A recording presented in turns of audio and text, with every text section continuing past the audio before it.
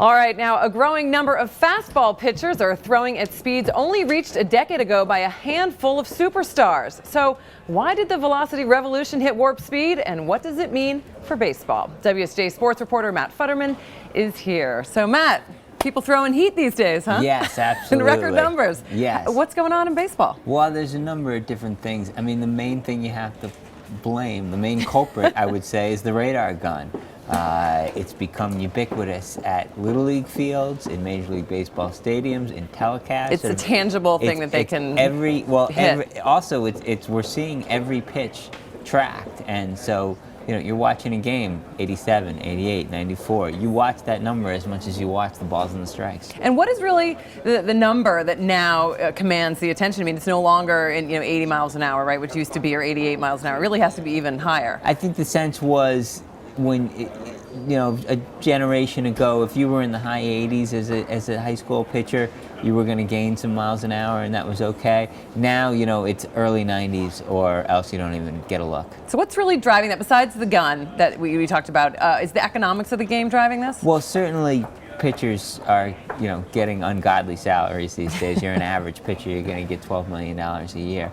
But it's really, a lot of it has to do with the training and this increased awareness on exactly how you can throw a pitch hard and how to use your body. It's very hard on the shoulder. I mean, if just an athlete who has to sustain that for years. Yeah, the shoulder rotates at about 7,000 degrees per second. Wow. when it throws a 100-mile-an-hour fastball. So that's a pretty incredible thing to think about. It means if you didn't have ligaments and tendons holding it in, it would spin about 20 times in a single second at the rate at which And so they're training differently, right, the athletes? Yes, there's much more attention paid to strength in the lower body, strength in the glutes, strength in the oblique muscles, and how to sort of harness that power into a fastball. All right, we're going to take a look at some of the flamethrowers here on the screen. We've got some pictures. Tell us who exactly is really at the top of the heap here. Well, Aroldis Chapman, the Cuban Missile, Cincinnati Reds pitcher, is pretty astonishing to watch. You never know how hard he's going to throw. Sometimes it's 98. Sometimes it gets up there to 104, 105.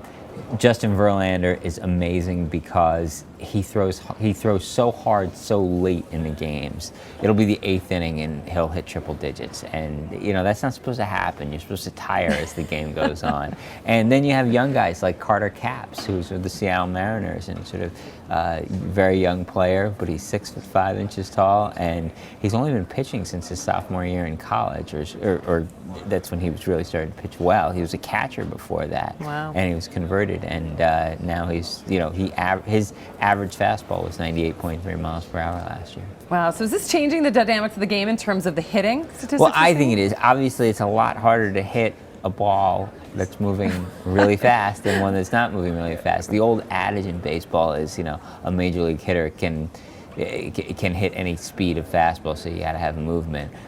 That's sort of true. I think it seems like we're getting to a point where there are so many pitchers who are throwing so hard, and relievers coming out of the bullpen throwing this hard, that they're just striking out much more. Strikeouts are up 20% over the last 10 years.